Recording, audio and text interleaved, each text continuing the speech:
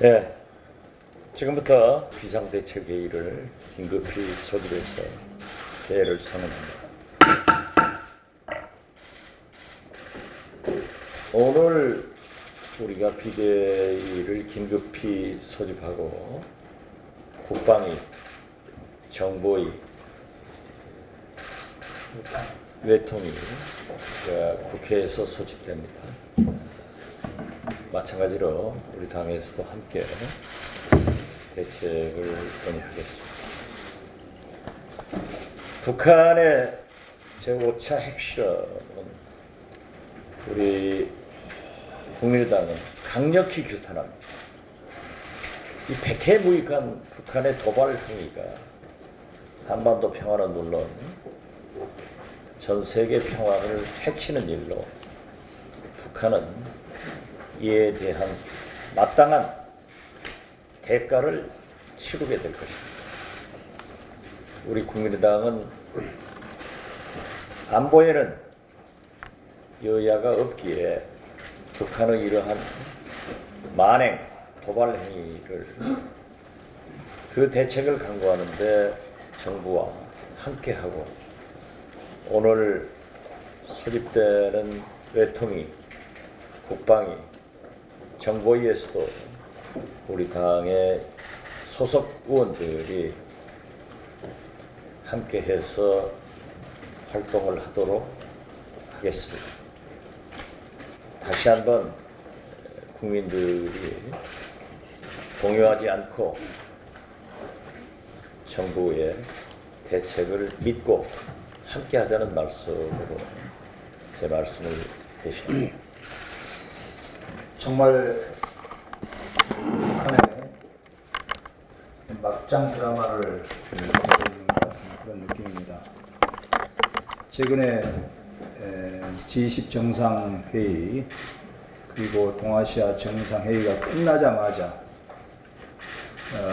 이런 북한 5차 핵실험이 강행된 것에 대해서 대단히 유감스럽게 생각하고 아마 북한은 국제사회의 어떤 규탄에 대해서 대응하는 행동으로 이 핵실험을 한 것 같습니다. 북한에는 중국마저 러시아마저 지금 고립되는 그런 상황에서 북한으로서는 막가는 그런 실험을 한 것 같습니다. 지금 미국도 대선 정국이기 때문에 지금 어떻게 보면 경황이 없습니다. 이런 상황에서 북한은 국제사회의 고립을 탈출하기 위한 그런 궁여지책으로 이제 독자적으로 핵실험을 한 것 같습니다. 우리 국민의당은 또 정부는 여야 할 것 없이 이 핵실험에 대해서 규탄하고 이에 대해서 만반의 대책을 마련해야 할 것입니다. 네, 오늘 북한의 제5차 핵실험에서도 여실히 드러났듯이 북한은 국제사회의 일반 규범도 상식도 통하지 않는 비정상 국가입니다. 북한 동포들의 삶의 질 개선이나 복지보다는 오직 유일한 관심사는 체제의 안전과 생존뿐입니다. 그래서 국제사회의 눈으로는 이해하기 힘들지만 핵과 미사일에만 매달리고 있는 것입니다. 그러나 북한의 이와 같은 이 비정상적 국가인 북한의 비정상적이고 비이성적인 이 무모한 도발에 대해서도 우리는 정말 이성적, 합리적으로 대처해야 한다고 생각합니다. 이명박 박근혜 정권과 같이 오직 국민 대다수의 의견을 무시하고 전문가들의 의견도 수렴하지 않고 대통령과 몇몇 강경 세력들에 의해서 불통과 독선으로 일주한 불통과 독선의 이런 대북 정책을 계속한다면 결국 북한의 핵과 미사일도 해결하지 못하고 남북 관계는 결국 긴장만 고조시키는 것이라고 생각합니다. 우리는 자신만의 생각을 고집할 것이 아니라 외부의 객관적이고 전문가들의 의견을 경청해야 된다고 생각합니다. 작년도 2015년 미국의 존스 홉킨스 대학 한미연구소와 미 국방대 대량 살상 무기 연구센터가 북한 핵 미래 프로젝트를 보고서를 발간했는데, 이 보고서에 따르면 북한은 현재와 같은 이런 남북 관계가 계속된다면 북한은 2020년에 20개에서 100개의 핵무기를 보유하고 ICBM의 핵탄두 장착도 조만간 가능할 것으로 분석했습니다. 그리고 북한의 이와 같은 핵 능력은 2009년부터 2014년까지 달성한 성과들의 기반을 두고 있다고 보고한 바 있습니다.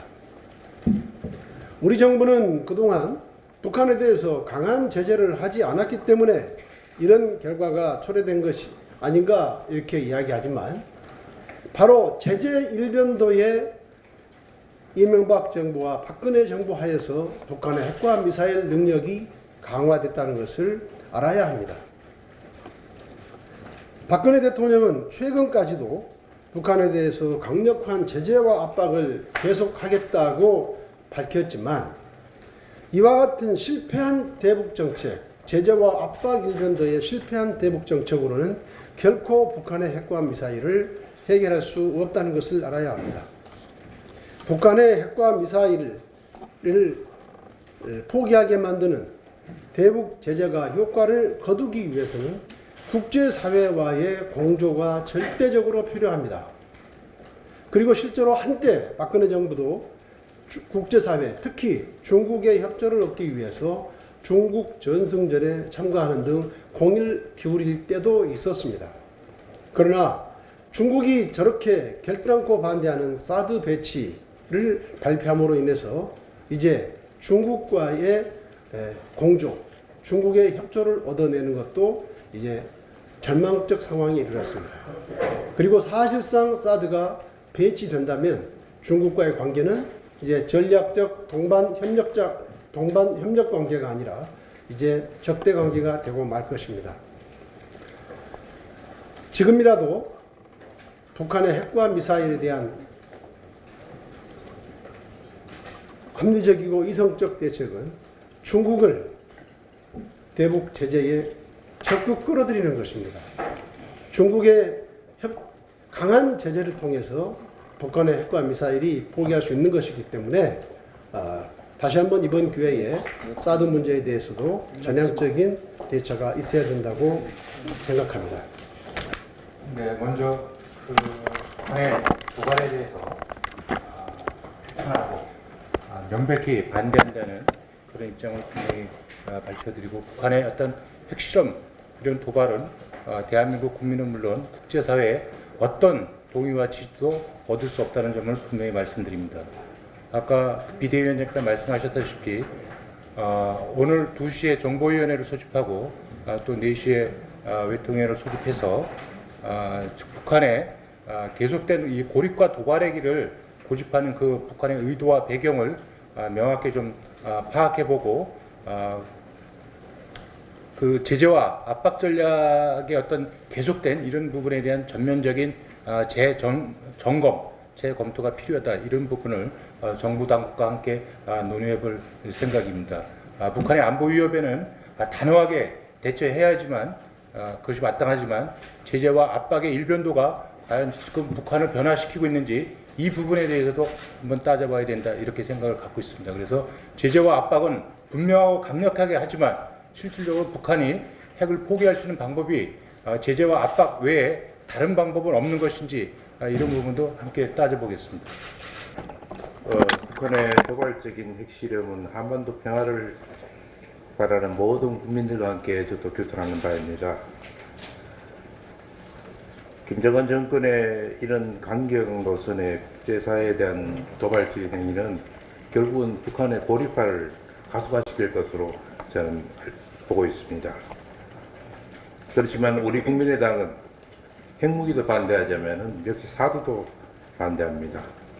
한반도의 그 불안과 조성시키는 이런 군사적 대치와 모든 부분을 남북한 정권에서 포기하기를 바라고 진정 어린 대화로 나서기를 거듭 촉구하는 바입니다. 그와 함께 국제사회가 이제는 한반도 평화체제 구축을 위한 실적인 북한 관리, 북한 김정은 정권의 관리에 나서기를 또 요청하는 바입니다. 이를 통해서 진정한 한반도 평화체제를 새롭게 수립하는 그런 계기로 삼기를 저는 바라고 있습니다. 예.